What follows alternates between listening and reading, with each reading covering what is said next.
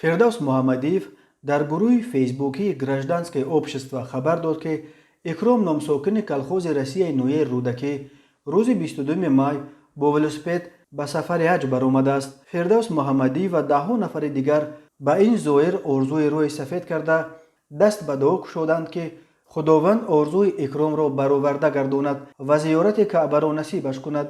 ёдовар мешавем ки соли 2020 арабистони саудӣ ба иллати пандемияи коронавирус сафари ҳаҷро ба зоирон аз кишварҳои дигар иҷозат надод ва танҳо як теъдоди маҳдуде аз худи сокинони саудӣ тавонистанд соли гузашта зиёрати каъба кунанд.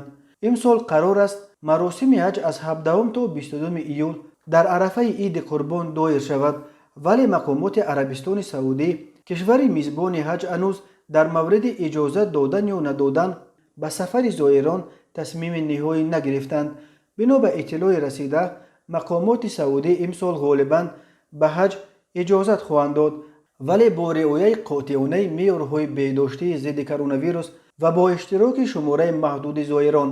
тоҷикистон то пандемияи коронавирус солона барои фиристодани 6300 зоир ба маросими ҳаҷ квота дошт. қарор буд ки квотаи тоҷикистон ба далели афзудани шумораи аҳолияш ва ҳам зиёд будани шумораи довталабони сафари ҳаҷ боло бурда шавад, вале коронавирус монеъ шуд.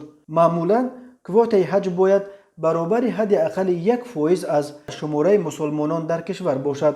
дар тоҷикистон беш аз 9 миллион мусулмон ба сар мебаранд ва табъан квотааш низ бояд ба дасти кам 9000 нафар расонида шавад.